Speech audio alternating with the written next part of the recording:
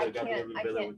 Yeah. The only problem is You she's guys- a you get a bunch of snow? softball player. We did. We got about 15 inches. So she, But I'm from She's Michigan from originally, So you used so to I'm that? pretty used to snow. Not included. No, when we like get canceled for like 5 inches, I'm like, guys, come softball on. We would get canceled all the time in Michigan. Like, it's okay. Make sure you're right. Hi, What's up, Sarah. Yeah, Nice to meet you. Thanks for coming. Yeah.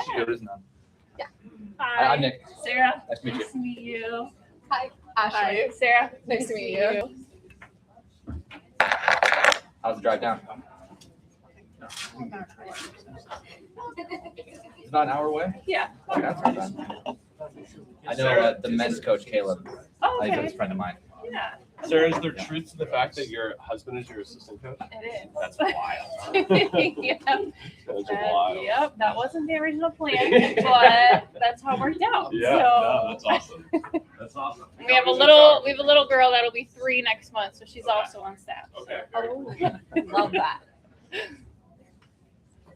How long have you known Caleb?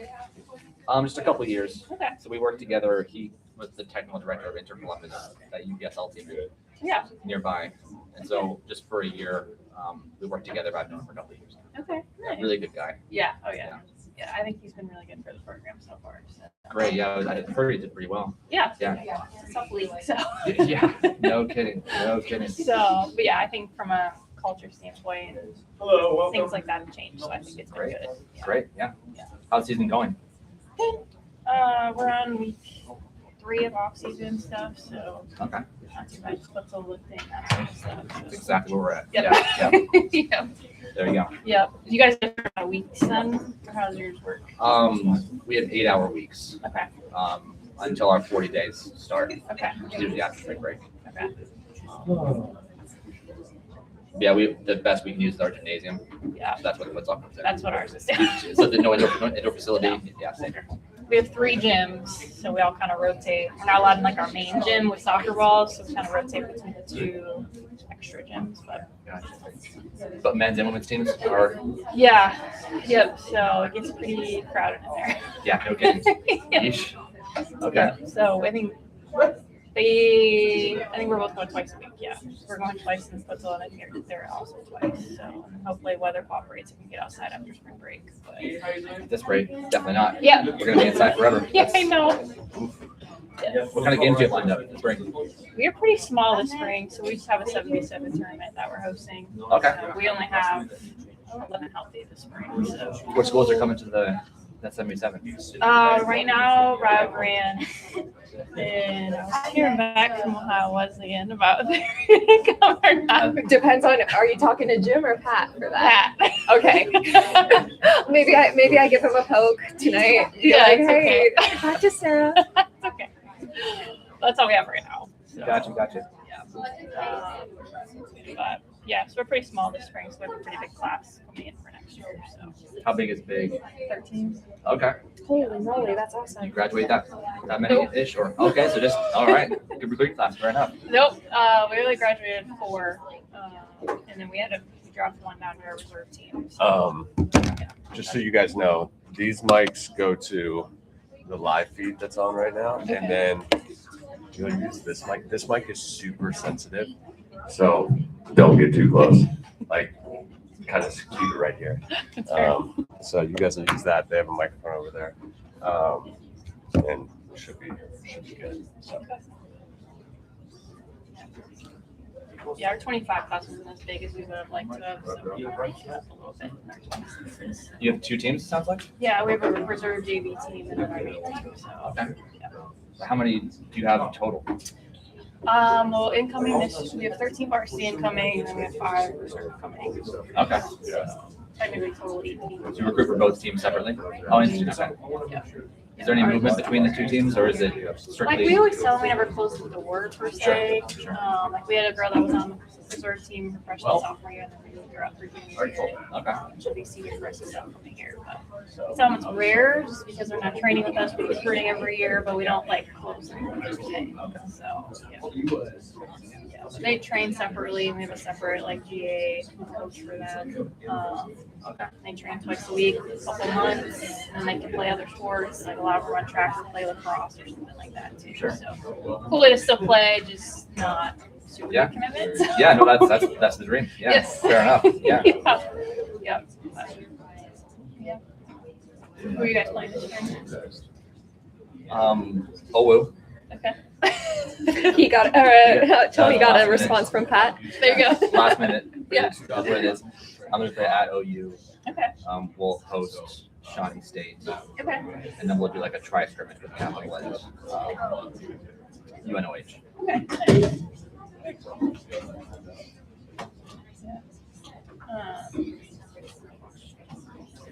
Very familiar with UNOH. What's that? Very familiar with UNOH. Oh yeah, so- yeah. It's an intense. Like, Alicia is very, very intense. Yes, she is. Like it's very English, very intense. Yes. Yeah. Yep. So I've known her for a while, and she was at Lindsay Wilson. So I went to Spur Harbor, so we're familiar. Okay. So yeah, I've known Alicia for a while. How long have you been at Mount Vernon? Just gonna see eight. Okay. Right on. For a while now. Yeah, no, that's, I know what you mean. Yeah, fair enough.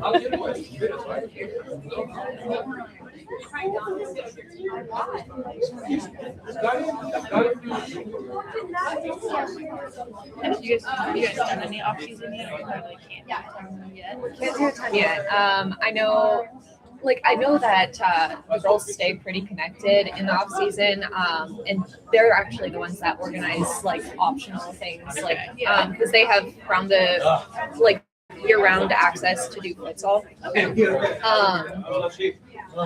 Usually captain when we play at this point, and they go to the. You might have heard Owen has a gymnasium that is on the second story of like a building. It's the oddest setup, but that's where they trend to go. Welcome back. Um, Brother? We yeah, have.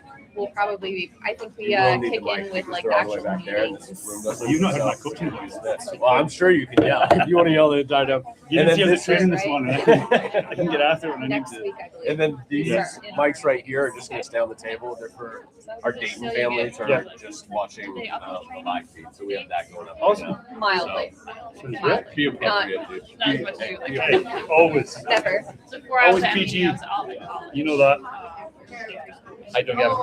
Not too bad. That was a while ago. Uh, I feel like I read. spring season is it just Yeah. plodding along? Yeah. Increase usual. mildly. I know. I see you guys. Yeah, so just But especially trying to stay while I'm busy, in man. the So- season. Yeah, I feel that. so Yeah. we're still in that That's like fair. the 8-hour weeks. That's fair. Maybe So not our strength coach yeah. does an hour, Yeah, we do an that's hour fair. 4 times a week. And Now, did play dates That's increase or it. just? It's 4 on, 4 off, right? yeah, Okay. so then we technically Actually, start in our Now you're 20 asking me hours, so like questions that I normal probably training shouldn't know the block answer to. If you don't, it's okay. Yeah. on Monday, and then play again 2 weeks I'm after trying that. to think. No, Who do you have to I don't believe so. No. Xavier, Tell me. West tell me Virginia, how to say your- or not, sorry. Tell me how to say Ohio, your I last think. Americani. We always end up playing the Ohio and Kent States of the world and all of those kind of stuff. Yeah, yeah. We had a Katie. I always try to get us to like mix it up. I'm like, why don't we travel and go play somebody like? Oh, you like You don't win that argument. I had to fight on 2 fronts. I had to fight to make our schedule more play all the other best teams in the country. Yeah. Versus play 1 or 2 of them and then play a bunch of teams Actually that are here. around Oh, us. nice. Yeah. Perfect.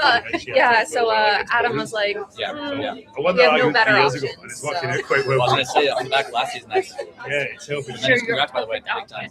oh, Next year's no, he, non-conference. Next year is- I'm sure he's like, we at the moment we open got nobody else. Kind of like Okay. Then Or we're feeling then after that we're at really home. So then we're at home to Kansas. It's so- they would be so severely hurt. Yeah. Yes. And then open Greyhound, Big Ten is How long have you been with Ohio? Penn State. This is Home my or out? second year. At home. Okay. But it's like, and then Ohio Wesleyan, I think it's second Penn State, and then maybe one other game. But then we're at UCLA, and then home against. And you've USC. been at So it's just MPNU straight, and like 8 years, you said? our players kind of looked at it, Yep. and they're like, "Is there like they're like no? There's no break team in there anywhere. Like that's what you guys signed up for. We're not doing that anymore." So that's just where it Yeah. started. it's interesting.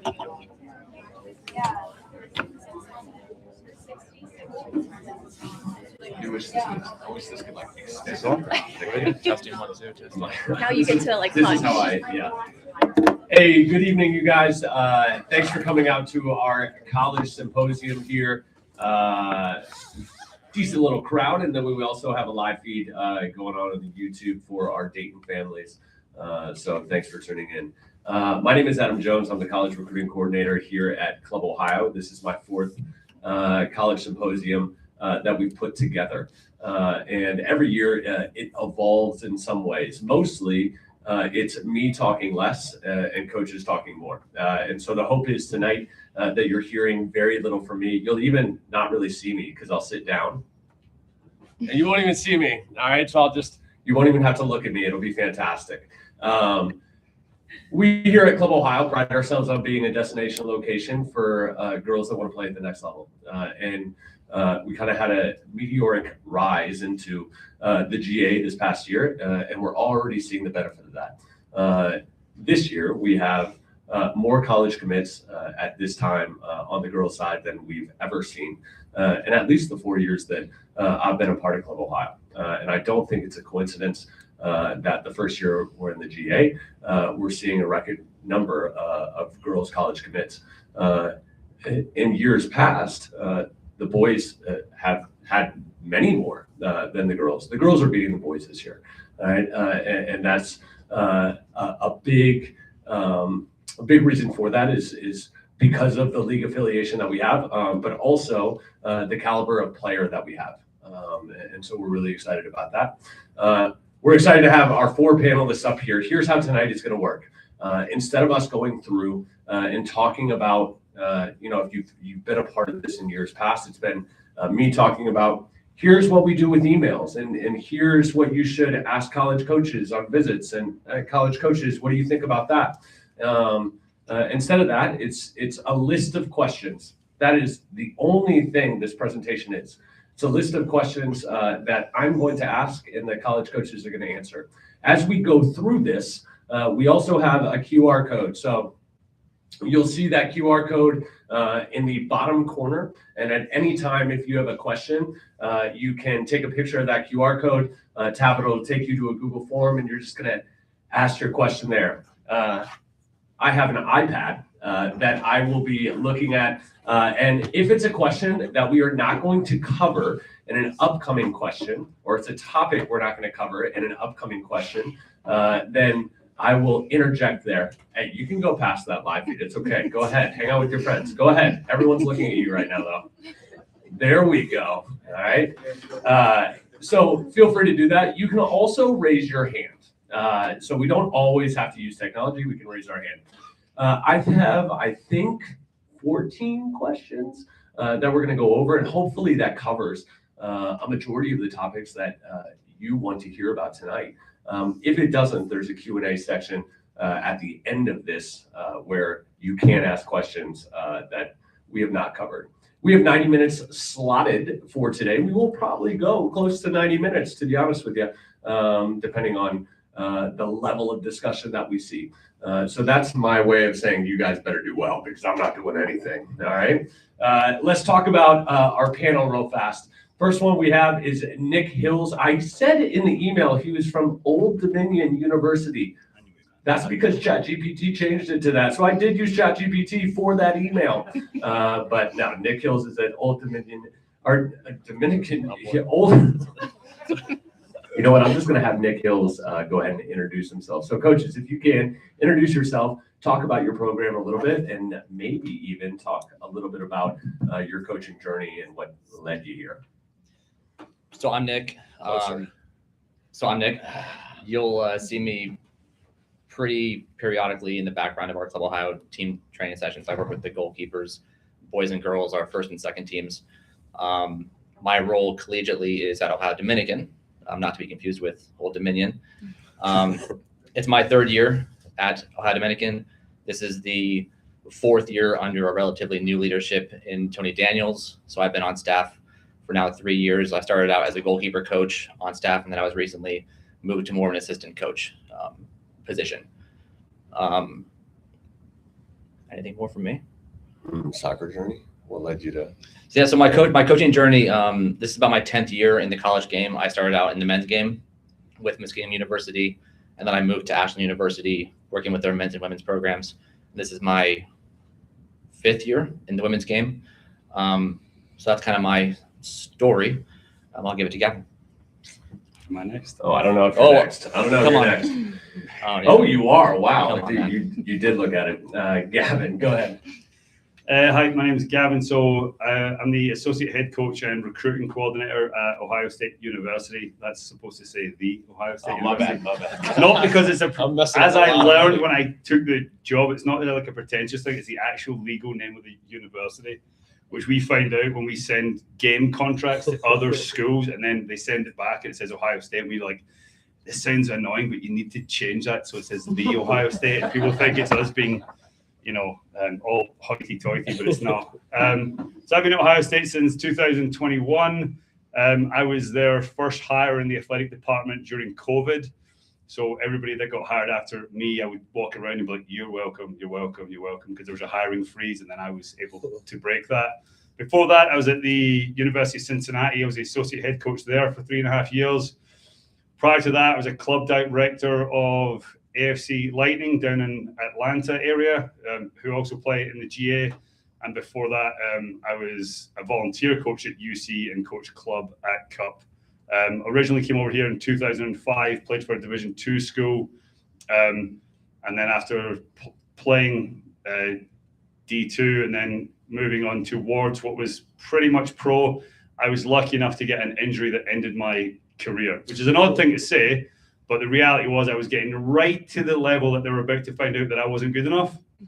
And just when I got there, I got hurt, and that was the end of it. So I was like, I got hurt, ended my career. But I'd really maxed out everything that I could have done. So, and as you can tell by the accent, I'm originally from Tennessee.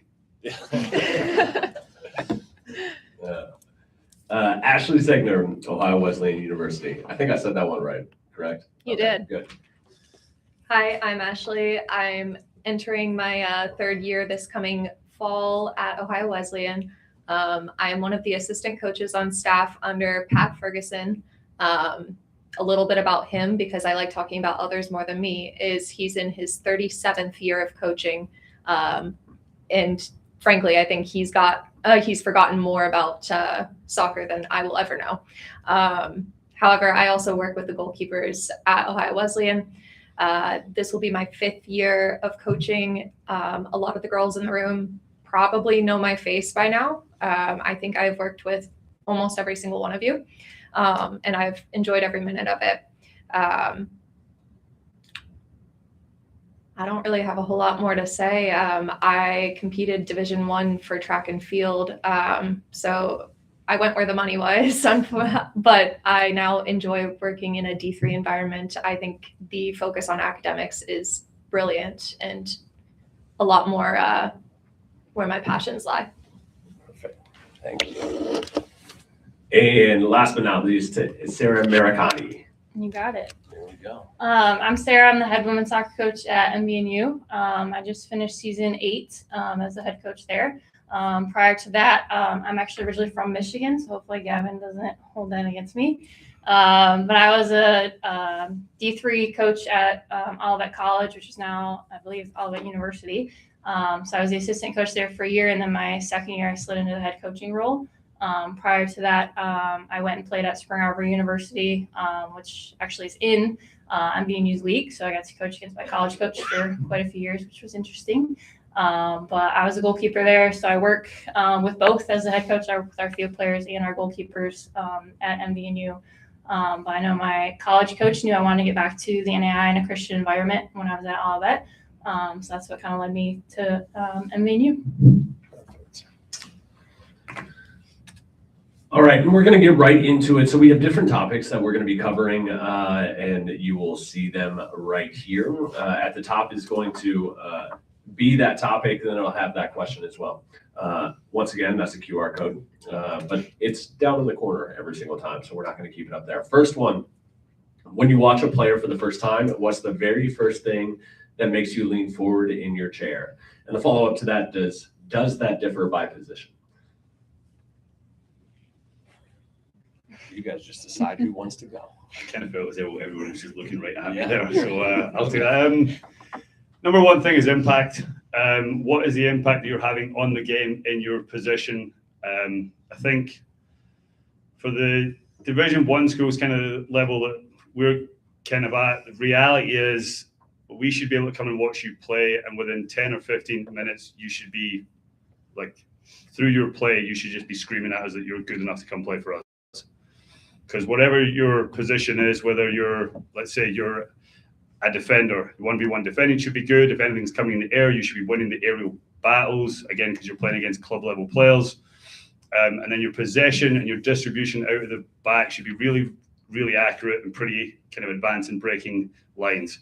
Different positions. If you're a goalkeeper, are you commanding the box? What's your communication like? Again, with your feet, what's your distribution like? If you're a forward or a wide forward, how are you at beating people 1v1? Are you dynamic? What does your movement look like? Is it causing trouble? Are you a threat to create goals or score goals? And these are all things that, again, realistically, when we're coming out to watch games, we should notice that within 10 or 15 minutes. And that's, that tends to be the starting point for what we look at before we even start to investigate anything else. Like, are you competitive in your attitude and your work rate and all of that? It all starts for us at our level with just pure impact, and that's it. So when I'm recruiting, I look at who are you when you're off the ball. And I'm not talking strictly like attitude or anything like that. Are you the person that is looking for the next run? Are you looking intelligently? Like, can you analyze where play is going to develop? And that's something that is a long time in the running. Like, that tells me you've watched the game. You go out and you are actively embracing your coach's activities in your club environment, to an extent your high school environment. So particularly for the field players, what are you doing off the ball? Are you finding the spaces? Are you finding new pockets? How do you advance the attack? All of the other like technical aspects that Gavin mentioned as well. But that for me is what will make me sit forward immediately. And then for the goalkeepers, what's your presence in the box? How do you organize your box? I don't care if you're short, tall, as long as you are somebody that is commanding presence in the back. That's what is truly impactful for me. So I think for me, the biggest distinction between club and college is the physicality and the physical demands of the game. And so for me, the immediate impact that I'm looking for is more of an athletic show. So if you can show an athletic ability very early on when I'm watching you, it goes a long way. And then to kind of piggybacking on Ashley's earlier point about attitude, I think body language goes a long way.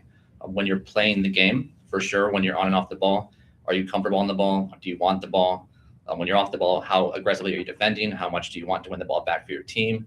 But then also, how are you uplifting your teammates? So how do you interact with your teammates, your coaches, from the warm-up to the post-game? How are you carrying yourself on and off the field? It's important to me too.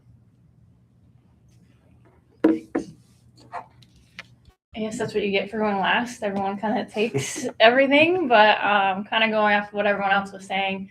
And the biggest thing for me is work rate. If you're a work person on the field, like, you're going to get my attention. And then from there, everything else everyone was talking about, the technical ability, off the ball, attitude's huge for us. Like Nick was just saying about how you interact with your teammates. Like, are you screaming at them, yelling at them, bringing them down? Obviously, there's constructive criticism and help like that, but how do you treat your teammates? I said, how you treat your coach? How are you on the bench when you come off the field? What's your attitude when you come off the game? I think all that's important stuff too. If I'm near at the end of the game, I might watch, how you handle yourself after the game. Are you leaving trash? Are you picking up, your stuff, different things like that? I know it seems little, but a lot of that stuff kind of adds up, towards the culture aspect and from a person aspect as well. Moving on here, this is an interesting one. What's something families think matters a lot in recruiting that actually doesn't move the needle for you? So what do we put a lot of stock in that maybe we don't have to? I know for me, sometimes people think like their accolades are like this big thing sometimes. Like, they're great. Like, they're awesome. Like, you want to earn awards and things like that. But like, that's not the number one thing for me personally. I know a lot of people maybe put a lot of stock into, but for me personally as a coach, like, I'm gonna look at you as a player, like, and a person, like, not, I got all state, I got all these records. Okay, what level did you play at? What school did you play at? All that kind of stuff kind of comes into play too. So like, yes, those are awesome, and we congratulate you on those and things like that. But for me personally, that's not like a huge thing in my recruiting. Yeah, I think just to follow on that from Sarah's point, I think from families in general, I think there's a big misconception of high school soccer versus club soccer. I think for me, like going back to the accolades, I think high school accolades, they just, for me, mean a lot less than club. Just the level of play is more consistent in club. I know what I'm watching. I think that's kind of what I value more. And then kind of players individually, I think there's a tendency to kind of worry if your team is not doing well, if your record doesn't reflect your own ambitions, that you're kind of out of the game for college programs.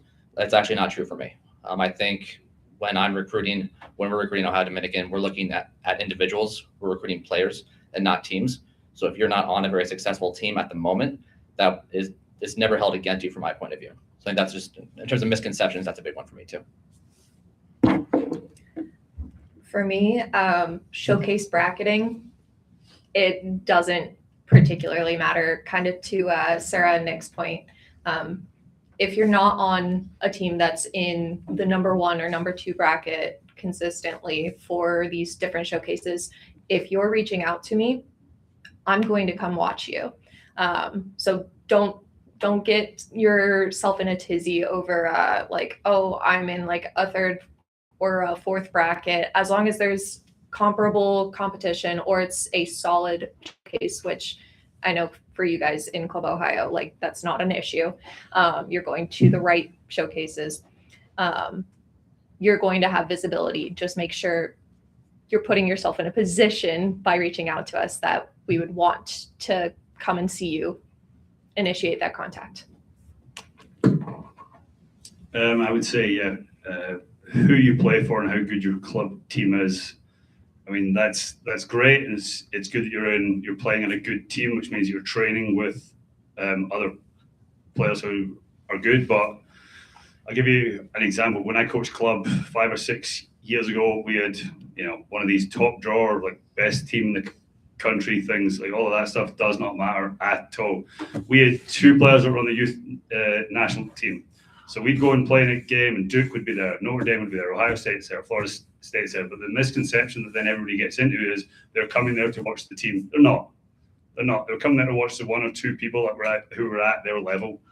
So then what we would then get into was parents of the players that were maybe, if you're looking at a team of 18, player 8 or 9, wondering why aren't these schools calling us when it comes recruiting time? We play on this team and our team's so good. Because the reality is again, talking from the bigger Division 1 kind of side of things, it only matters how good you are. The team and all of that stuff, that's great that you're on it, you're part of that, you're having success, and you're in a good environment. But the only thing that's going to move the needle is how good are you at soccer. That's it. And it sounds a bit kind of blunt, but that is the absolute reality of how people recruit at that level. All the other stuff, all the extracurriculars, the accolades and everything else, that's the added bit on top, as long as you're good enough at soccer. And I think to that point, Gavin, I remember last year, you and I had a conversation afterwards about, wasn't it a goalkeeper? Yeah, we've got a goalkeeper on our team right now. She came to one of our ID clinics. Never heard of her in my entire life. She's from Cleveland. Plays for a club team that I've still never even heard of. Still, I'm convinced that it was just completely made up. But she came to our ID clinic and she was one of 8 goalkeepers that were there. And now we'd done a decent job of inviting in what we thought were like a lot of the better like club goalkeepers in the country. We had the kid from Solar in Texas, the kid from San Diego Surf and all of this stuff. We even had our ex-pro goalkeeper, Devin Kerr, come back to actually coach the goalkeepers at the clinic. So I come over and I was a little bit nervous because I was like, she might struggle. And so I come over, Devin, how are the keepers? She goes, really good. And I was like, awesome. Who's the best one? Without hesitation, she's like, number 5. I get my sheet of paper out. And I'm like, nah, they must have given them the wrong numbers. She was like, no, that one there. And I went, who, Lizzie? She's like, yeah, Lizzie, that's the one. I went, no, because Lizzie plays for some team in Canton that I've never heard of. And she's like, she's the best one. So then I stood and watched for 15, 20 minutes, and Lizzie was the best one by a mile. Following week, Lizzie comes on a visit. The week after that, Lizzie's committed to coming to play for Ohio State. So, because she was good enough at soccer. Yeah, exactly. We had a question that was submitted, and it's back to this one. When you watch a player for the first time, and does that differ by position? And maybe just one of you guys answer this, but the question was, what specifically do you look for in center midfielders? Didn't say if it was a defensive center midfielder, an attacking center midfielder, just center midfielders.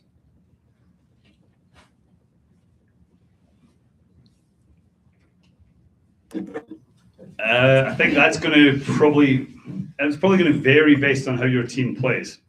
So again, there are teams that are a lot more possession oriented, so they're going to look for you to be able to get on the ball. Your first touch is good.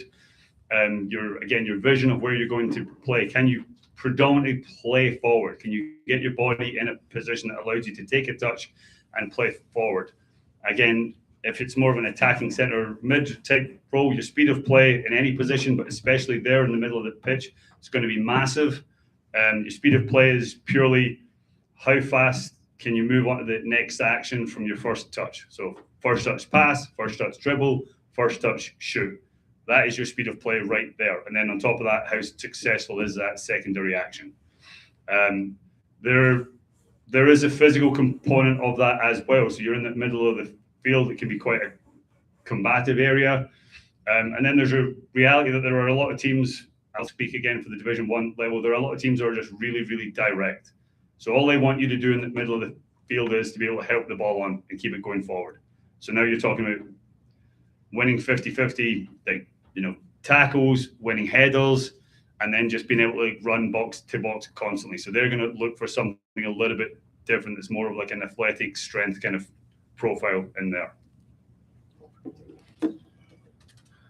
Moving on, how many times do you realistically need to see a player before making a recruiting decision, and in what setting? Follow up to that is, where do you see players? I think this question is a good opportunity for us to talk about what does the recruiting if we had to dumb down the recruiting process and say, this is typically what this looks like for most players, what would you say that looks like?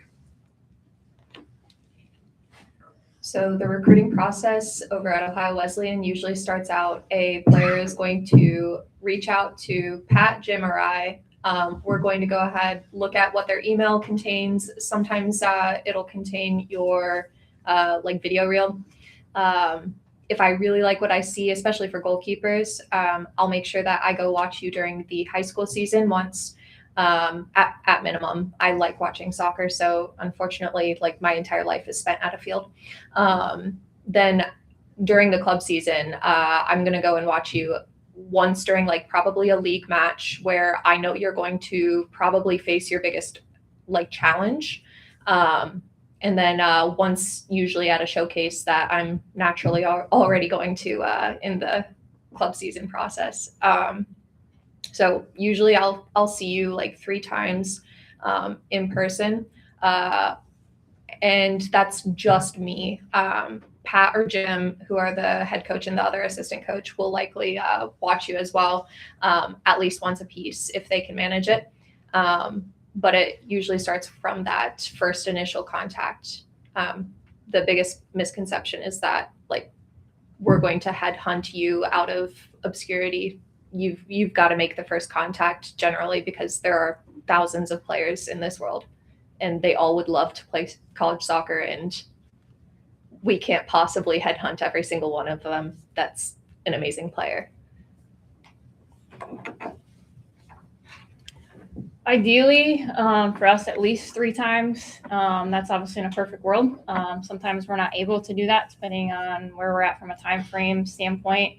High school is tough just because it is the same season as ours, so it's a lot harder to get out.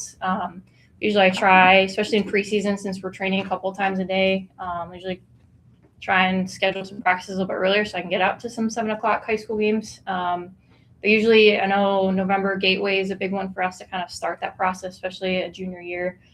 process for us.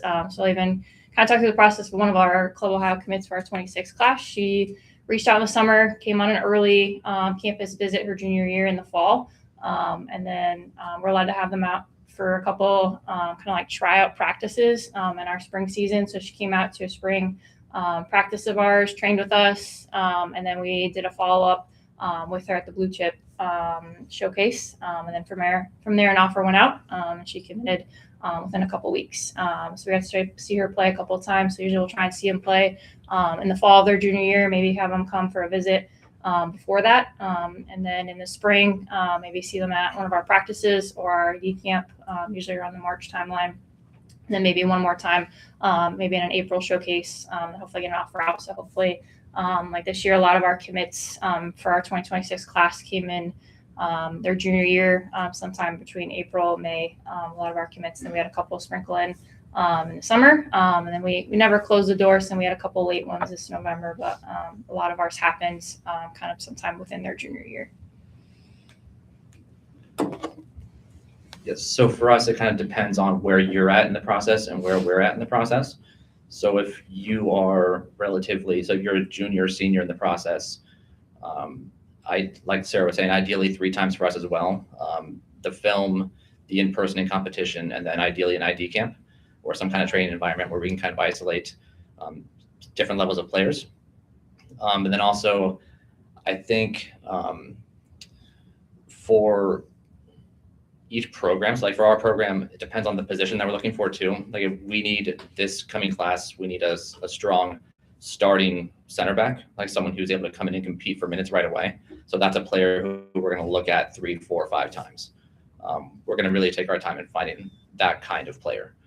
Versus if we're looking for more of a development player to help build our culture and build our roster, that's a much different ask for you as a player. But then also from our point of view, the process just varies in how deep we go into that analysis.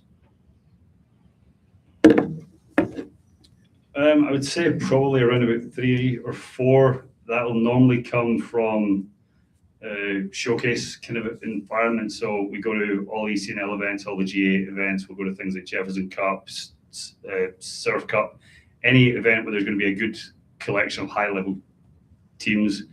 And that'll mainly be when our season ends. So we'll start that kind of end of November, heading into that June the 15th of your sophomore year.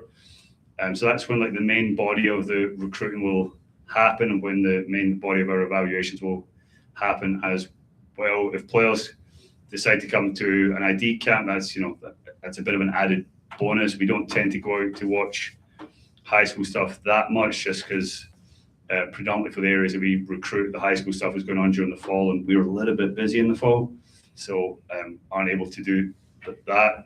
The number will change based on, again, if I give you an example, last year we were focused on the class of 27. So we were focused mainly on watching 2009 age group teams. With watching those 2009s, you'd also see some 2028 players on those teams. So we feel like we saw all the 28s on the 09 teams last year. So when we get to this recruiting cycle now, we're mainly watching the 2010 teams to identify 2028s.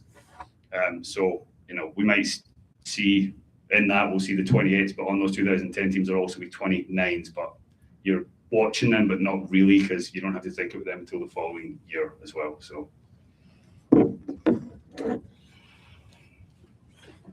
if you play Club Ohio and you're on our GA or GA Aspire teams, you're probably a good player.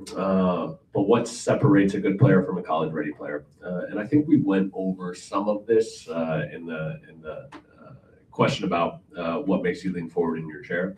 But I suppose a better way of asking this is if you have a good player and they are getting ready for college, how is the game different? What are the demands different so that they are ready to hopefully make an impact their freshman year?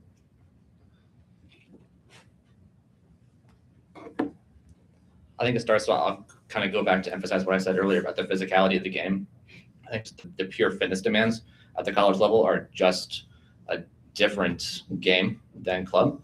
So if you're at a very good fitness level for within your club environment, those demands radically increase for the college game.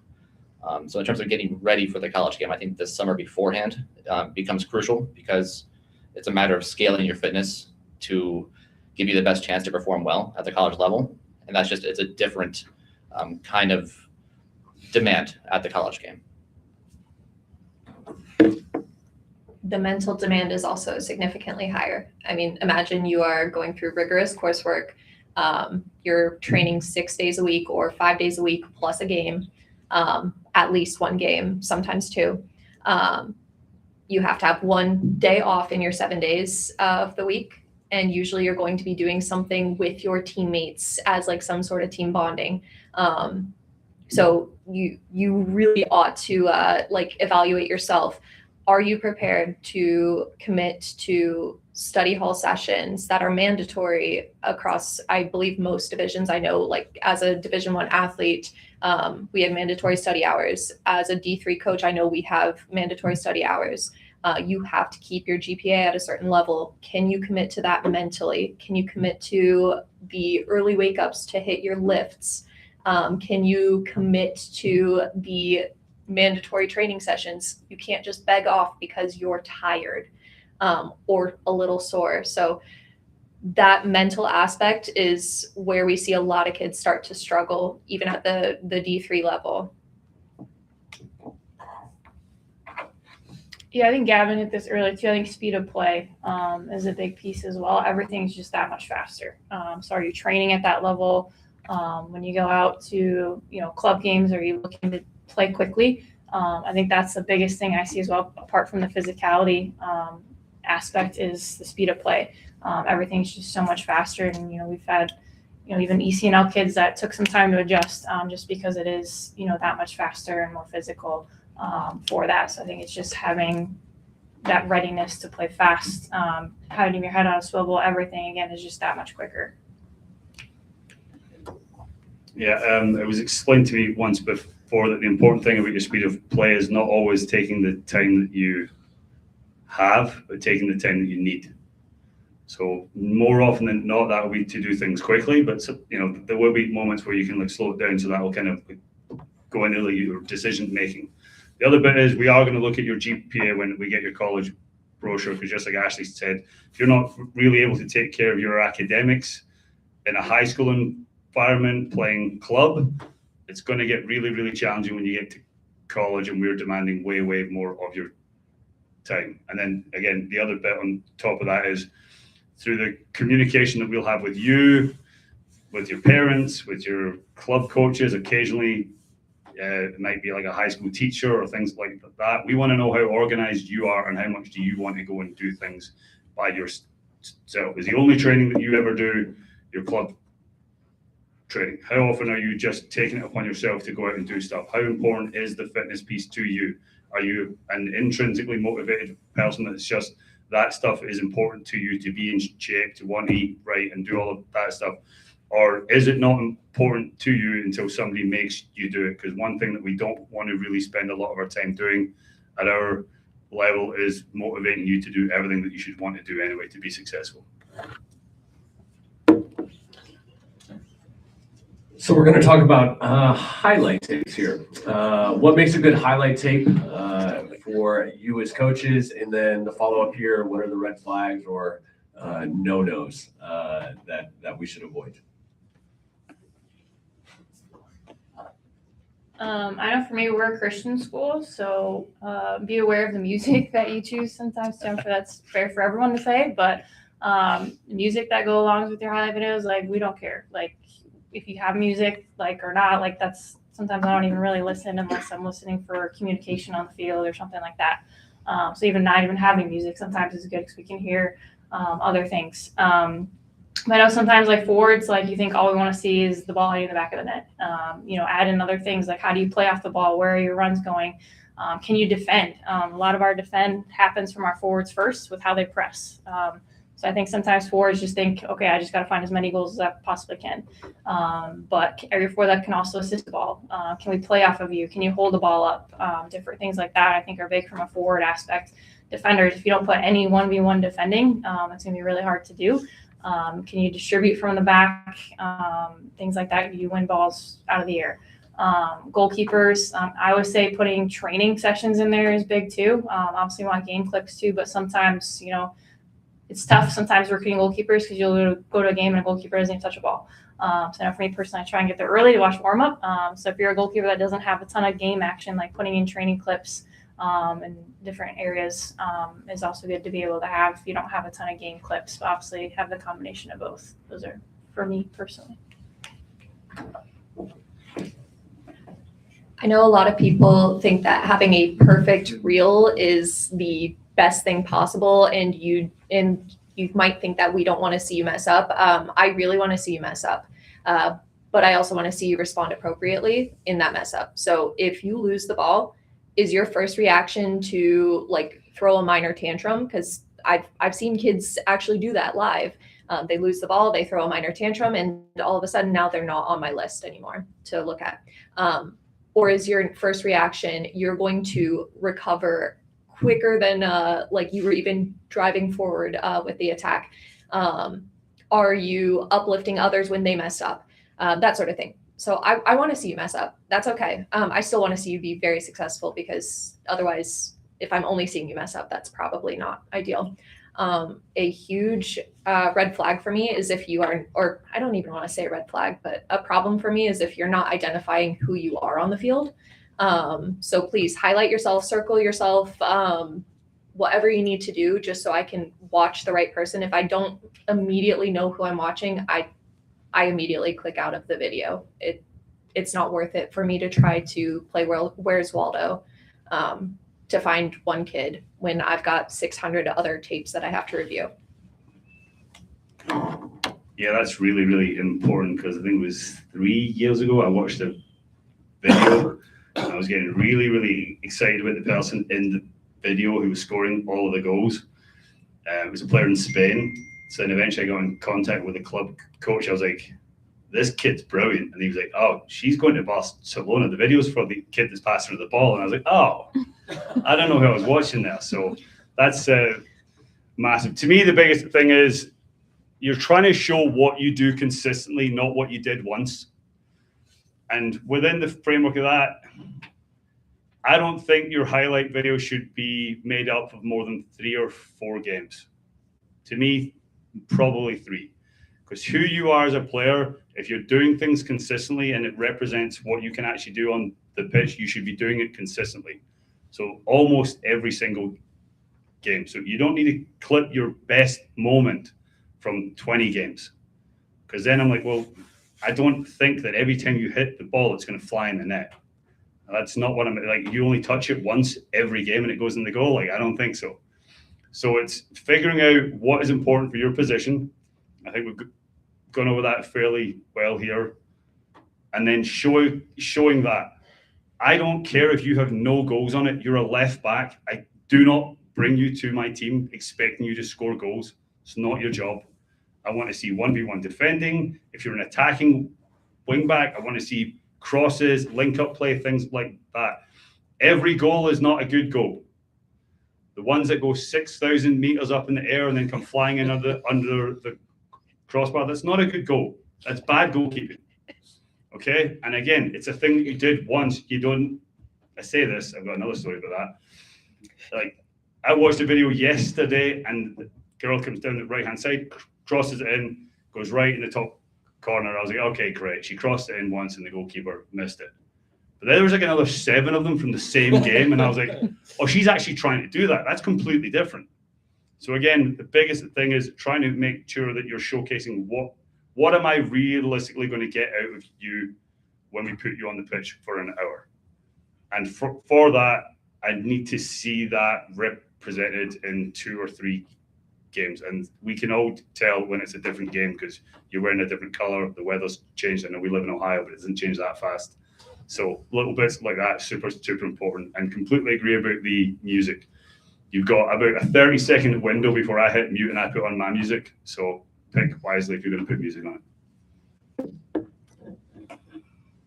So more on the content too. I think that the duration of the tape is very important to me. So my attitude is just very different when I'm opening a video that's 17 minutes long than it is 3 to 5 minutes. So I think 3 to 5 is ideal. And I also think it's important that you at least front load your tape with your very best moments in the game. Bonus if it speaks to consistency. Kind of to Ashley's point, I think the best kind of mistake that I like to see in games on tape is when you lose the ball and then you work hard and then you recover the ball. So when that mistake becomes a moment of triumph, that's something that's huge for me. Otherwise, I think like leading with your best stuff and then not worrying about so much having to stretch the film for 10 minutes. Go with your best stuff and leave it in there. And I think also kind of from a season's point of view, if you can try to refresh your highlight tape every 4 or 5 club games, very important as well.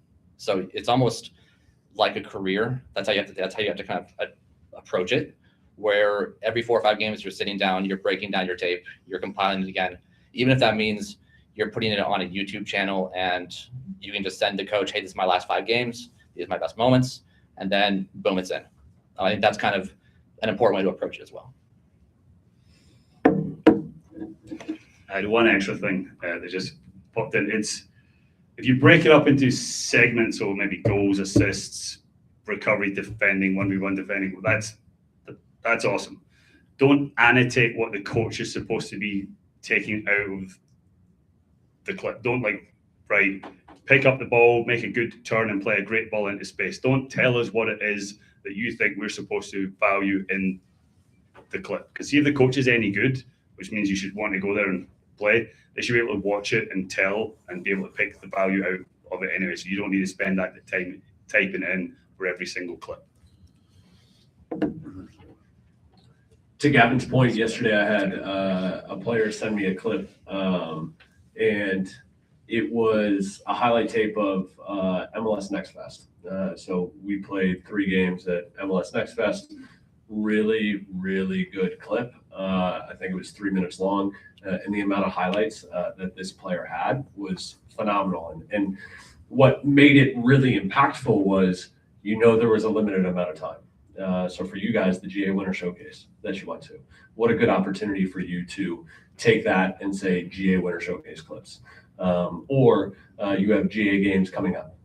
You can say February GA games, and that's what you have. To Nick's point, one thing we talk about is creating a YouTube channel, and that being the link that you send so that coaches have access to all of those different clips. I think that's something that's really good. When I was having that conversation with that player, he said, "Coach, I don't have music on it. Is that okay?" And I think when it comes to music, here's what I think. I think you have nothing to gain and everything to lose with your music choice. So if you wanted to go on Instagram and get likes, then you can use a trending audio. That's great. All right. But in terms of college coaches, I would just do something that's not going to put you in a bad place. And so I said, don't put music. It's fine. Next up, recruiting process. When is the right time for players to start reaching out to college coaches? Is there too early or too late? And talk about how that differs for the division that you're at as well. So for Division 1 right now, we're primarily concentrated on 2028. So doesn't mean that if you're 26, even though we're heading into the summer, it doesn't mean that you're too late. It just means that the focus is more on 28. So at this point, we're not trying to find anybody in the class of 26. Not really necessarily trying to find anybody in the class of 27, but we never get to a point that we say that a class is shut, because if somebody's good enough and they can come in and help, then we will absolutely open the door for them to do that. But and the other bit of that, again, we're focusing on 28. Any emails that I'm getting now from 29, 30, 31, 32, and the other day 35. Stop. I'm not looking at those at all, not even reading them. I'm looking at the grad year and I have a folder that says 29 and I just scoop it over there and that's the end of that. I will look at that this time next year. So again, for those people, that's way too early. When you're 8, I don't need an email. Okay, at 8 years old, I just don't need it at all. But for Division 1, the most vital time for you to be reaching out to start that process, you can notify people of your interest as a freshman. But the main time that we're coming to watch you play and evaluate you is when you're a sophomore, because right at the end of that sophomore year is when we can speak to you guys. And in the Division 1 landscape, it's just gone absolutely insane. It's now a race to see who can get their class done the quickest, which has then turned into trying to bring people on a visit as early as possible, make an offer, and then give them a deadline to incentivize them not to go on any other visits, which I think is a borderline criminal way to try to have people do their college process, but that's what's happening. So again, people might come and watch you once or twice as a freshman, but probably not. They just like to know that you're interested, and then they're going to spend most of their time at the Division 1 level coming to watch you as a sophomore. So at the Division 2 level, and my point of view up until 2 minutes ago was that it's never too early, but 2035 seems a little bit of a reach. So I guess tread lightly. Bad music in the video as well. Oh, Terrible God. music in the video. Compounds it. So for the Division 2 level, June 15th, similar to Gavin, that's the magic date. June 15th, going into your junior year, is when we can contact you. The exception is ID camps for our division. I think there is value in reaching out to college coaches when you're a freshman and sophomore, just because it helps you practice that communication. But just coupled with that is the need to be patient when doing so, because the most we can send back to you is, got your email, here's our next ID camp. So as long as you're understanding that when you reach out as a freshman, the most we can do is invite you to an ID camp. So I think with that in mind, it kind of helps contextualize at least the Division 2 level. At the Division 3 level, again, 20, 30, 5? Yep. Yeah, that is a bit early, but I don't think that there's such thing as too early. It might take me many hours, but I do read every single email that crosses my desk. Again, soccer is my entire life. I will organize you by folder, and I'm going to prioritize like our main recruiting class. So for right now, I believe that our upcoming recruiting class, we're in a pretty good place. However, like everybody said, we don't shut the door. If there is somebody that's a true standout in the upcoming graduation year, you're going to get an offer. Mostly we're going to be like prioritizing the junior class. However, at showcases, just so that we can get an idea of who we're looking at, we will go and watch freshman and sophomore players as well. However, it will take a little bit of a back burner to the seniors that we are actively recruiting or like rounding out our recruiting class with, and juniors who we're actively trying to get to commit. So again, never too early. Please reach out.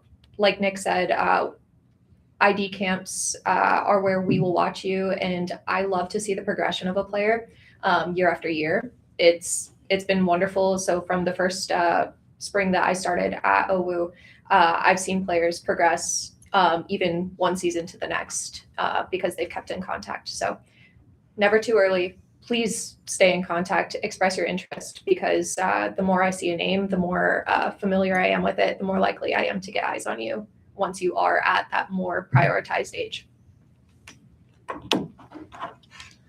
So with the NAI, we don't really have a ton of rules, which is why a lot of people don't like us sometimes. So I can talk to you basically whenever, which is kind of nice. I've got a great 2035 for you. Go ahead, send it over. But I agree, like it's never too early. I had a couple of 29s email me in November to come out to their gateway. Probably not going to do that. But like everyone's saying, I put you in a folder for maybe some future showcases. But again, we have to kind of prioritize years. For our 26s, again, like everyone's saying, we don't shut the door, but we're pretty wrapped up unless someone comes along that's a good fit on the field and off the field. Kind of the unique thing with us is we do have like a reserve team as well too. So we're always recruiting for them as well too. So they're kind of like a club team. They're separate from our main team. We have a separate coach. It's a great way to still play college soccer. It's about a 2-month commitment, and then you can go ahead and do other sports and things like that. So I guess we're always technically recruiting even for our current class, just with our reserve team. But we have some offers out to 27s right now as well too, and kind of getting some names together for our 2028 class as well. But again, I don't think it's ever too early or too late, just because you never know. Worst thing a coach can say is no, we're full. So I always think, if you're interested, reach out. I think with schools that are able to give athletic scholarships like we are as well too, you might be too late from that aspect sometimes, but again, you never know. But we still might have an opening for you as well. We got an interesting question that was sent in. So, do you look at players' social media, and what do you see as problematic on the players' social media? One or two of you want to answer that one. Go for it. Yes, we look at the social media, and for the record, I will find your personal account as well, not just your specialized Ashley Segner soccer. No, I will find your Ashley Segner Finsta, and I will find your Ashley Segner parent acknowledged page as well. I will, yeah, as Adam said, I will find you because who you are as a person, especially if you're somebody that we're heavily recruiting, is so important. And we don't need somebody that's going to be possibly a bad cultural fit, and especially not a bad representation of the university.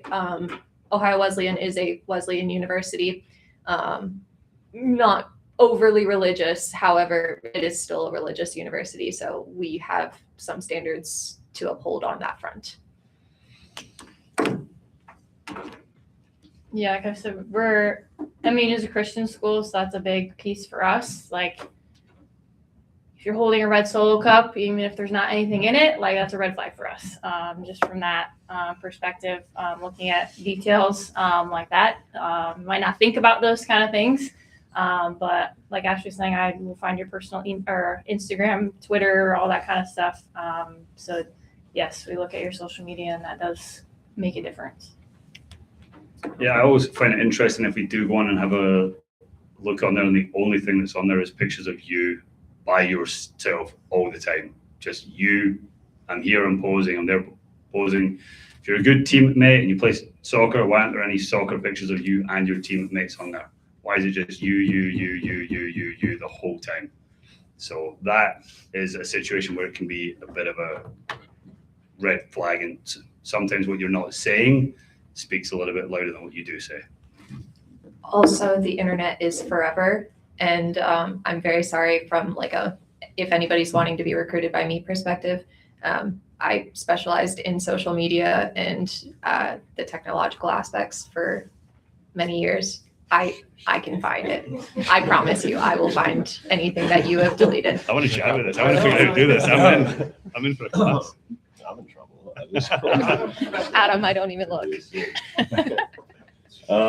So we talked a little bit about ID camps. How should players decide on what ID camps they should attend?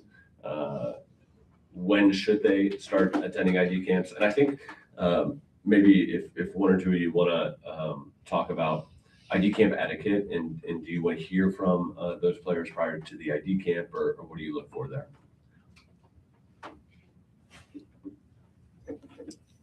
I think you're going to get situations where the ID camp invite is genuine and personal. College coaches are now trying to get creative in how they try to mask that it's actually not that personal. Ashley could probably help you figure out how to deal with that kind of stuff. One way, if it's going to be like a mass email, just check with the other people on your team, because sometimes colleges, and again, whether it's good or bad, that's entirely up to your opinion, but some colleges will get your college flyer, give it off to somebody in the office and be like, get all those emails off of that, put them in a database, email everyone. So if you got the same college ID invite as every single person on your team, then it's very unlikely that that college wants to recruit every single player on your team. It's not the Mighty Ducks. You guys don't even know what Mighty Ducks is. But great movie, you should watch it. It's awesome. But that it's gonna help if it's after a showcase. Then it's likely that they've seen you play. And again, did they communicate with your coach? Because there's a lot more that we could say to your coaches about we watched you play, we thought you were awesome. We can't really tell you that, but we can tell them that, and then it won't be a surprise if that gets followed up with an ID camp invite. You get in that difficult situation where there are some schools that look at it purely as a money grab to pay the assistants more, so they're just driven like numbers. And then there are other ones where they don't even, other than the dates and stuff, they might not really advertise it that much, and it's more on you having a genuine interest in the school, finding out that they have ID camps, and then going to do those.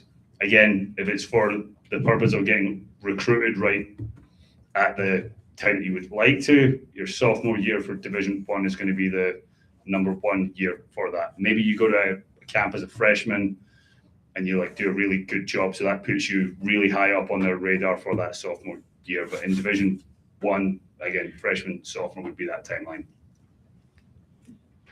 So then for the Division 2 timeline, I like to kind of encourage you to go to ID camps freshman, sophomore year, just as a rule of thumb to just practice, get used to the environment, feel it out.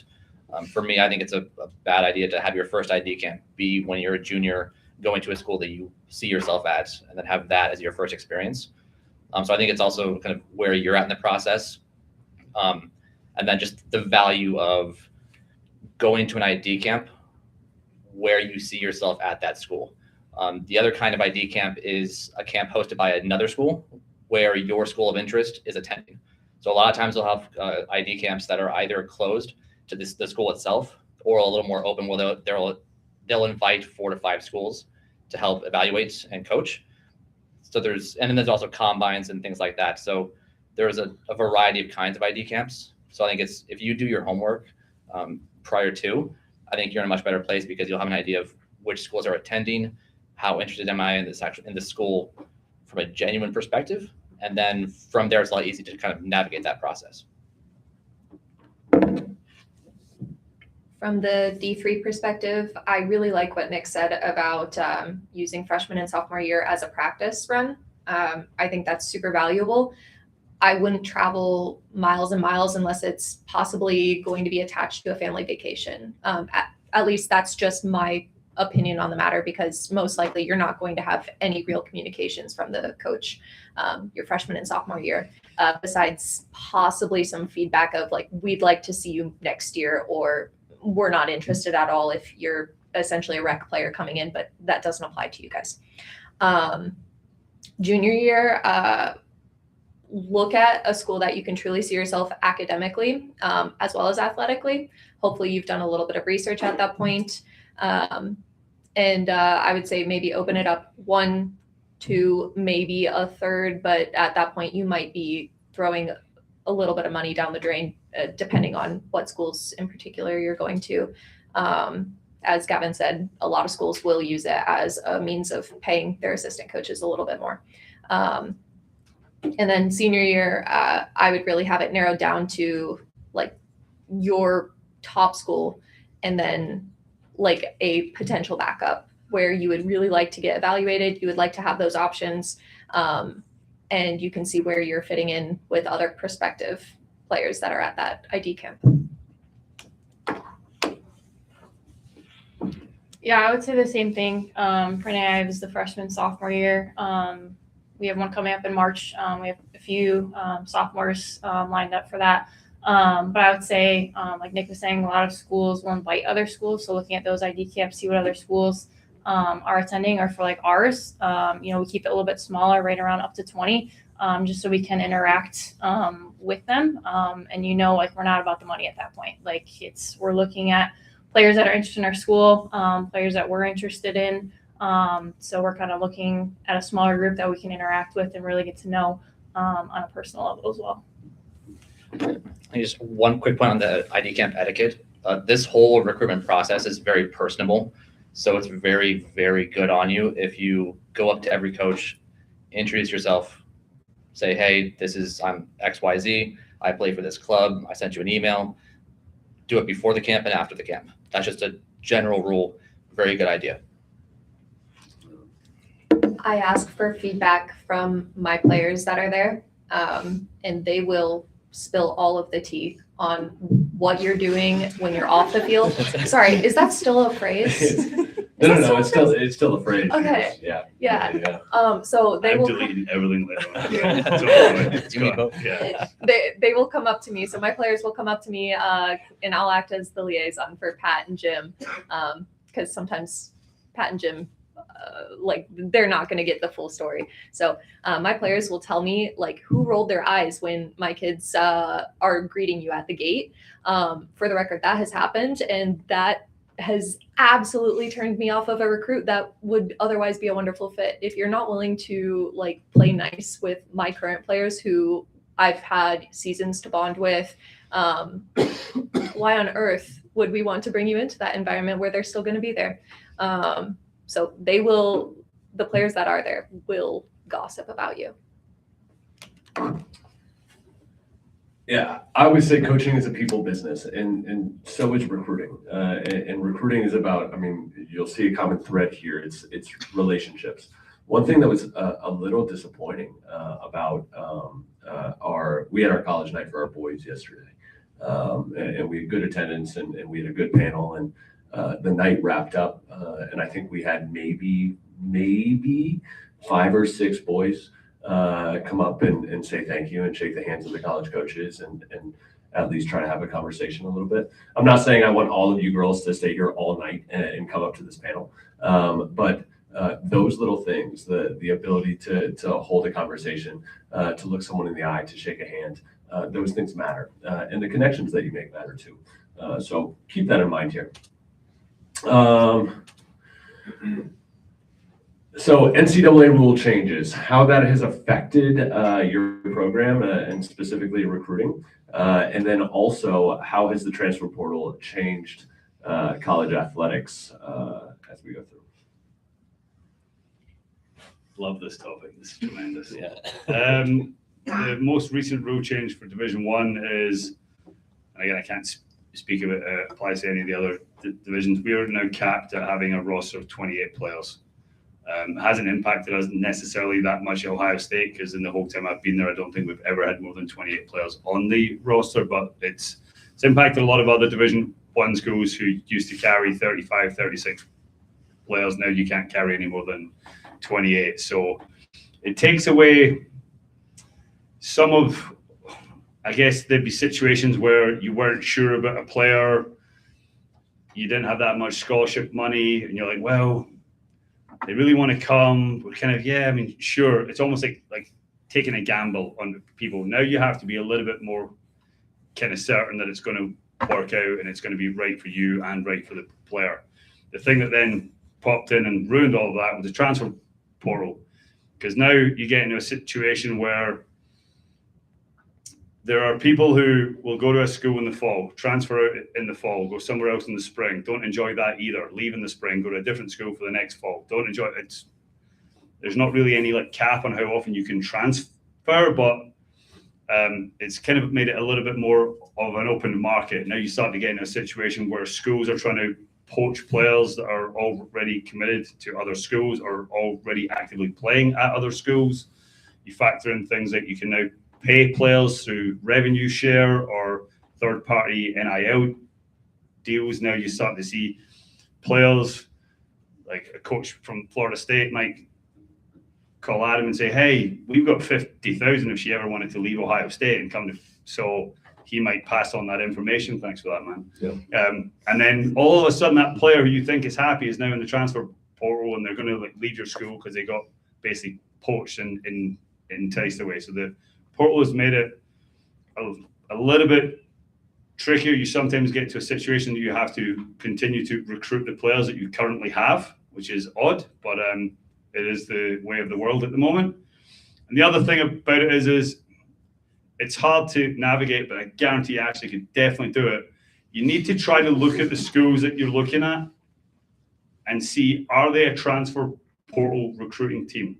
Because there are schools, a lot of them, especially at the top end of Division One, where if you look at the freshman class that they bring in, they might bring in 6, but they also bring in 3 transfers. Well, what happens?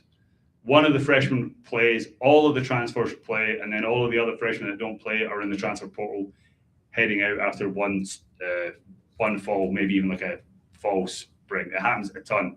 And there are definitely schools out there that have basically kind of like sold their soul to the transfer portal in that they now don't mind calling up their committed recruits to say, hey, I know that you're supposed to come, but we've got this junior or this senior, and she wants to come, so we're going to take her, and we don't need you anymore because we have this cap of 28. So as it pertains to Division 1, it's become a little bit of the wild west. So definitely questions and some research needing to get done on how many freshmen go to a school and actually play versus how many transfers do they bring in each year, and how much do they play over the freshmen that they had previously committed to. So on the D2 side of things, so for NCAA rule changes for the Division II landscape, there was an interesting development that was voted on just a few weeks ago. The vote was to table it for now, but it had a lot more support than I would have anticipated. And the change was to have eligibility for D2 be 5 years instead of 4. And there were caveats in terms of D1 players' eligibility, you can't run through your eligibility D1 and then come back down to D2. That was part of it. But that actually enjoyed a lot of support that I didn't expect. And so I think that they're re-evaluating it next year, maybe the year after. But I think that's something for freshmen and sophomores in the room. For the Division II landscape, that's something to keep an eye on. I think the transfer portal stuff, completely agree. I think in theory, it's great because it gives you, if you're not happy in an environment, it gives you a tool to leave that environment. I think sometimes there's a misunderstanding of just the demands and maybe the practicality of how often kids go into the portal and they either portal out, which means they don't play anywhere else, or they portal across I know a lot of kids want to portal up, especially from D3, D2, they want to portal up to D1 schools. Looking at how practical that actually is very important though. So kind of like what Gavin was saying, do your homework on each program that you're looking at and kind of see their roster changes year to year to kind of help provide that context. At the D3 level, we're actually really excited about these upcoming these implemented changes at the NCAA level. Unfortunately, it impacts your D1 and D2 to a degree programs. However, we're seeing a newer interest in Division III that didn't previously exist.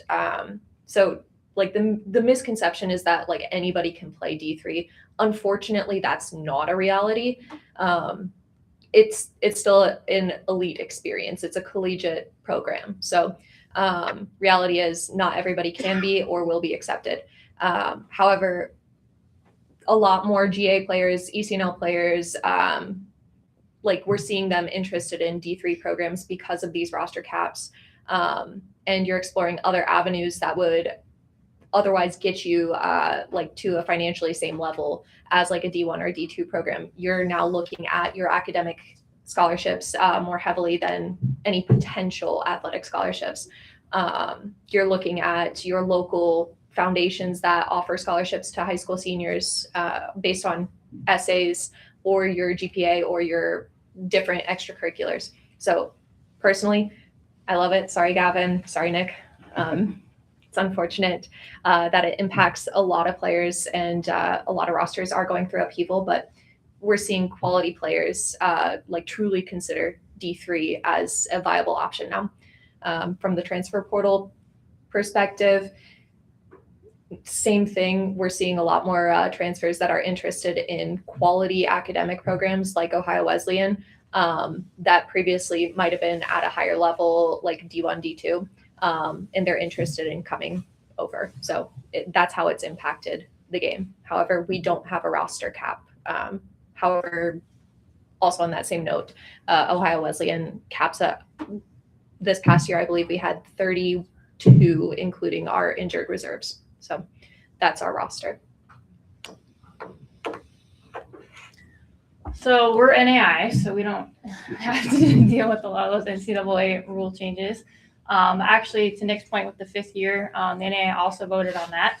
Usually we kind of follow NCAA Division II, but the NAIA thought it was too important of a topic, so we kind of went on our own path. But it was the same result where they tabled it. And I think they were talking about it in 2028. I think was the next time they were going to talk about that change again. But same thing, that I was surprised at how much support it did get. So I'm kind of interested to see how that develops. I see it a lot. So we play in the Crossroads League, which is one of the top NAI conferences. And we see some of our teams in our league that get a lot of D1 transfers, unfortunately. It's just super fun sometimes playing specifically Marion in our league. They get a lot of D1 transfers. But we also don't have a roster cap. But for us, postseason roster cap is 26. So for us personally, we don't like to necessarily go above that. If we do, it might be one or two, just because once we hit postseason, we can only roster 26. But we do, like I said, talked about our reserve team. I said that is completely separate, so we can, have a different size roster for that as well too. But no official roster cap besides postseason roster. We're at 26. We've gotten two questions that are sent in that are around the same topic, and it's about communicating with schools. So when you are not interested in a player, and one or two of you can answer this question. Number one, how do you know if a school is not interested in recruiting me? And at what point do I stop reaching out? And then number two, who's responsible for bringing up that topic? Is it the coach that says we are no longer interested in recruiting you? Or is it the player asking, where do I stand in that recruiting process? And can they expect truth or veracity in that statement?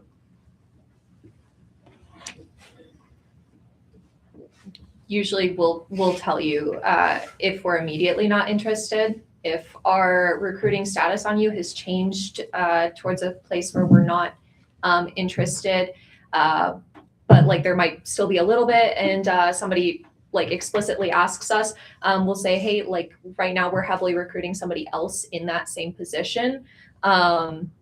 However, like if they don't commit now, then you are our option. There's nothing to be gained from us lying or being purposefully misdirecting. And at least from Ohio Wesleyan's perspective, we're pretty communicative about if we're willing to continue with the recruiting process, because there's nothing to be gained and the world to be lost for the players if we're not interested and we keep you on the hook. Yeah, I think there's value in being direct as well. When you talk to coaches, I think one underlining theme of this whole process is that it is player-led though. So if you are seeking information, be direct in asking for it. Sometimes if you try to get too clever in the way you ask that information, like I know a lot of kids will ask, and I've been asked many times just for general feedback from a coaching point of view. If you're really wanting to know where you fit in our program, ask that question. But that's a different question than just generic feedback. Like my feedback to you as a player doesn't necessarily answer the question of, do you have a home in our program? Like the more direct you are, the better in that way. I think this is an important one. What makes an email or message from a player stand out in a good way versus get ignored? And we are kind of running tight on time, so I'm going to cap it at two coaches per question here. I think just basically get to the most important bit. Who are you? Where are you from? Who do you play for? Why should we be interested in you as a player? And here's your highlight video. The why we should be interested in you as a player bit does not need 7 paragraphs about you volunteer at the animal shelter and all of that stuff is great. We will get to that later on. But again, Division 1 level, why should we think that you're good at soccer? Where's your highlight video? Let's just get to that, because if the highlight video isn't what we want, the other 9 paragraphs are not going to change that at all. You could be the most incredible human being in the world. If you can't head a ball at corners, sorry, you're not getting on the pitch. You're not even getting into the program. So it all comes down to, again, like I said right at the very start, how good are you at soccer? So let's get right to that straight away. And then once we've found that that's something that interests us, then all the other stuff we will get to eventually. I think being as authentic as possible is also massive for me. So just showing a genuine interest in the program that you're speaking to goes a long way. So if you look at their last season, look at their current roster needs, look at their style of play, added bonus there. That's just one red flag on that. I've gotten more emails than I would like. Excellent intro, player, who you are, where you're from, current club, and then they'll express their amazing interest in joining us at Old Dominion University, which is great. I'm psyched for Old Dominion, but it's like, do your homework in that way too. Like, know who you're talking to. It's something as simple as that sometimes. That's on ChatGPT though, for real. Like that's a ChatGPT problem. And I told them that. I said, listen, if you put ODU in ChatGPT, they say Old Dominion. So you guys got to be better. You got to get better. But that's fine. So one quick piece of advice again, because it is very, very time consuming. You're going to sit there and write out like bespoke emails to every single school. If you're able to get it down to name, paragraph of info, highlight video, my recommendation would be take the body of that, delete the name of the school and anything that's particular to the coach or the school. Delete that, like those bits out of what you've written. Save that as a draft.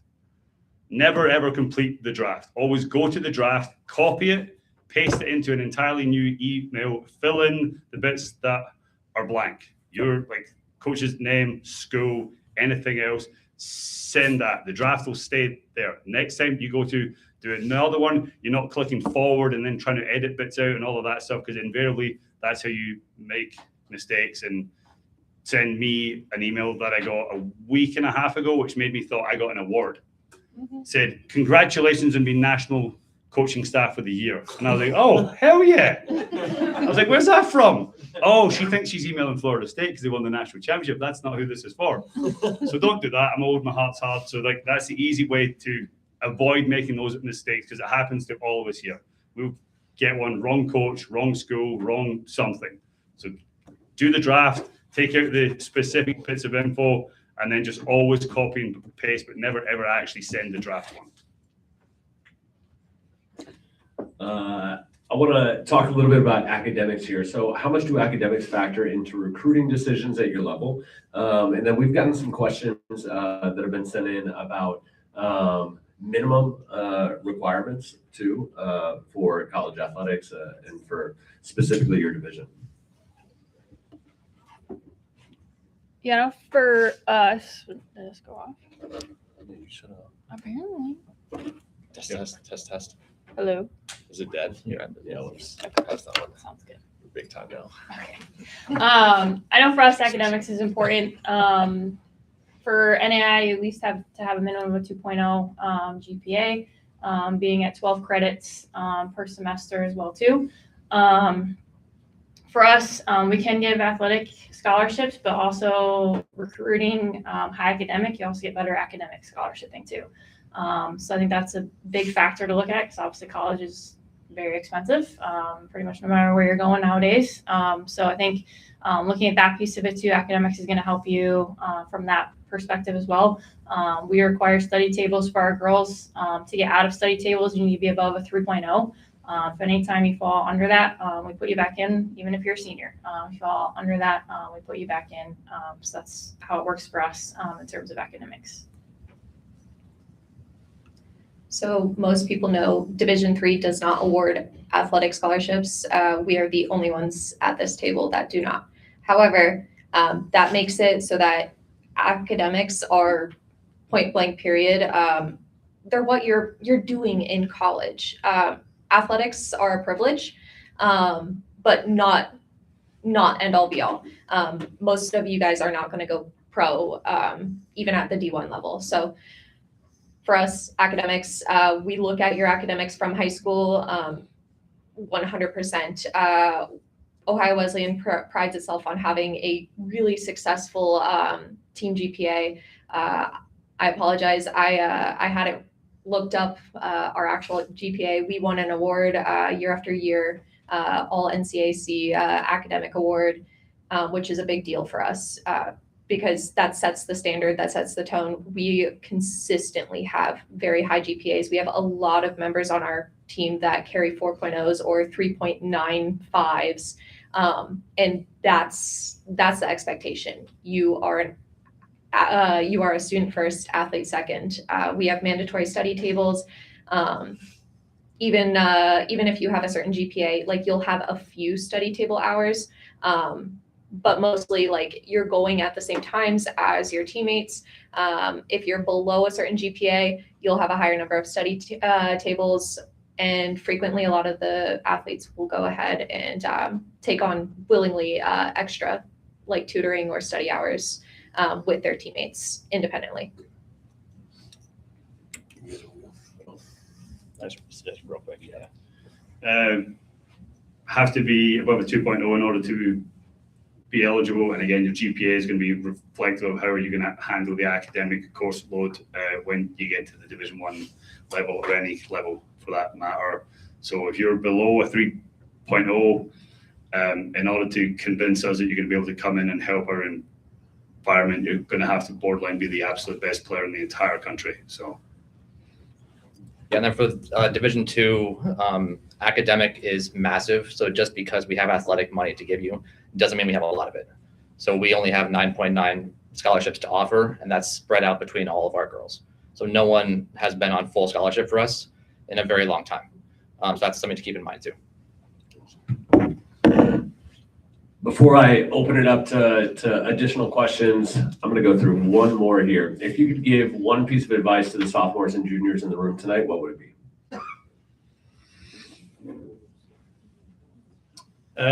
One of the biggest things that we run into is even when we start going through the emails that we get, or when we start the recruiting calls, what we hear all the time is, I've always wanted to play at the Power 4 level. I've always wanted to play Division 1. Say the same thing. Like, what does that mean? There's 68 or 70 Power 4 schools. There's 353 Division 1 women's soccer programs in the country.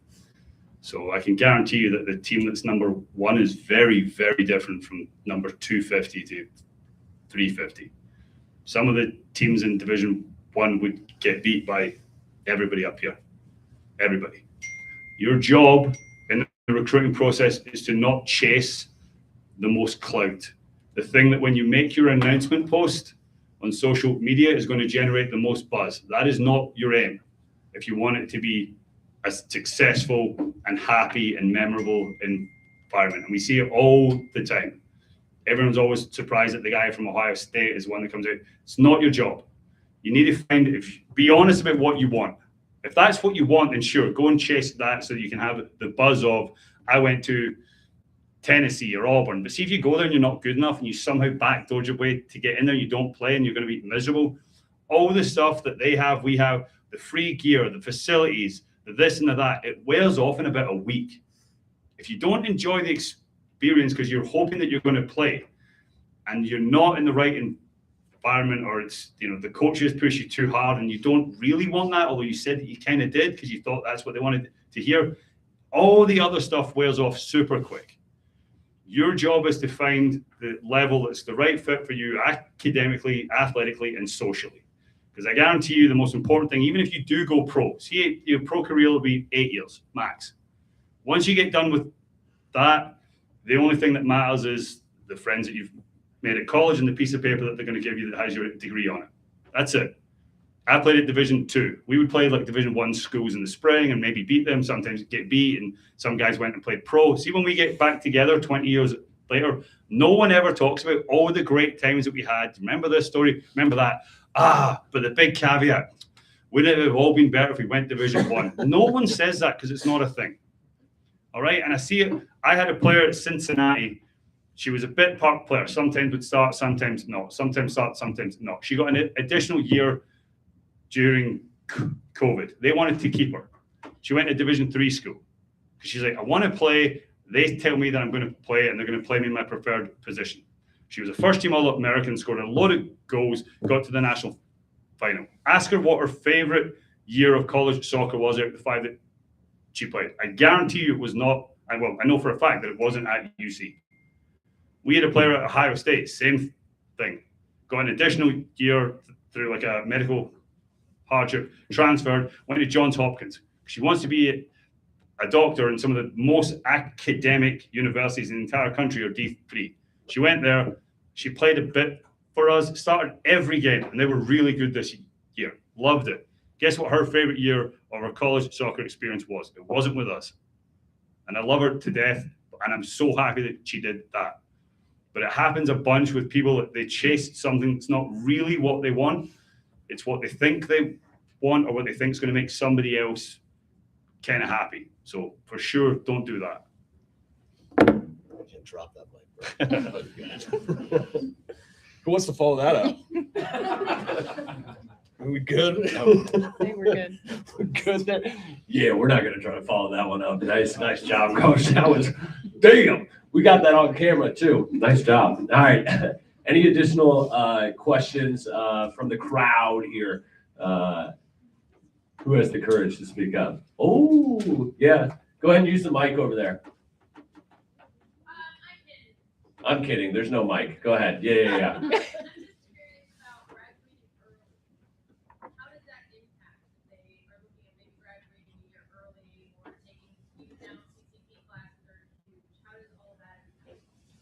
I think it's always an option based on, does the school have space for you that year? Are they able to honor you coming in on the same kind of scholarship money that year? We'll have this 26 class was a class of 5 players. 3 of them came in January, and the other 2 don't come until the summer. It's an option that we leave open to players because there's benefit if you can be there and get that whole kind of spring under your belt before we start playing the important games in the fall. But every program does it a little bit differently. There are some programs that try to make sure that their players can come early. Programs like us, it's if you can and we have space and everything, awesome. If not, no problem at all. We'll see you in the summer.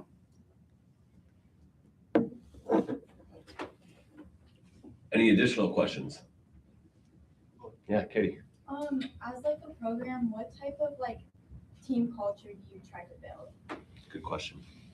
They're sick of listening to me. When are you guys going to tell? That's a big one. So we center our program on the team culture. It's something we've been building for under our new head coach, Tony Downs, for 4 years now. I think character, togetherness, and how you treat your teammates on and off the field, that's everything for us. So if you have that, then you're already a half step in the door as far as we're concerned at Ohio Dominican. We value that tremendously, especially as we're building kind of a new foundation with this program as it's come under new leadership. I think that's been a massive for us.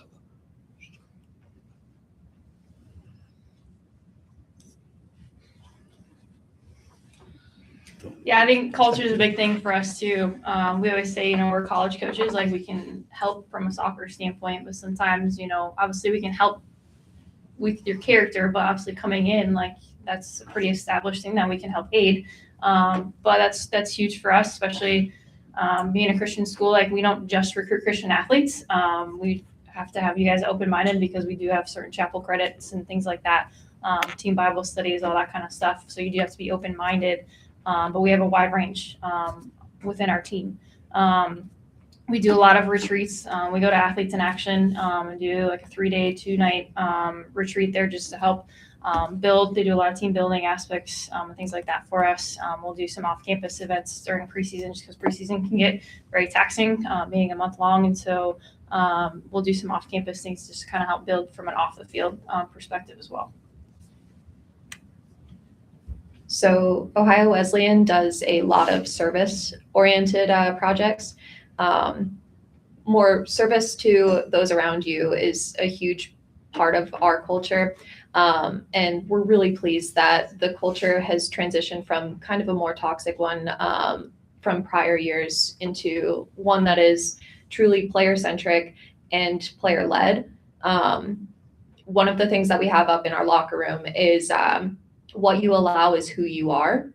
And I really like that quote. It's one that we will write and rewrite all over our locker room, because if you're allowing somebody to speak poorly about a teammate, that's who you are. If you're allowing somebody to slack off, that's who you are. If you're slacking off, that's who you are. So we are so pleased that our captains have created accountability year after year. We have been really, really blessed to have a wonderful group of underclassmen coming in, including a few Club Ohio players. So it's been wonderful to see the evolution, even in the time that I've been there, of the culture from one that maybe is more clique-esque into one that's holistic, community-oriented, and character-driven. Any other questions?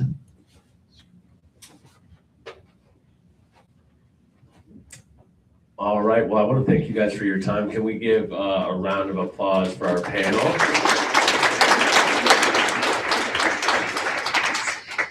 We do have a Google Drive with a bunch of different college resources that I'll be emailing out. So I'll email that out to all our players and parents.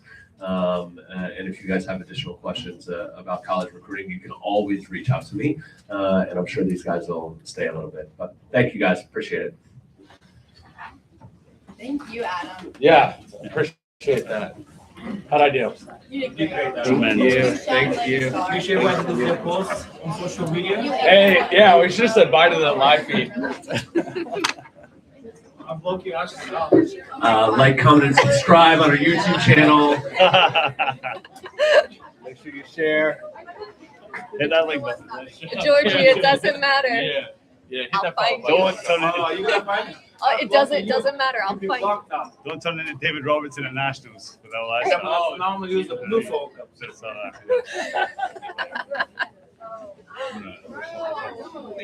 Oh, I just found one of my seniors that just graduated out.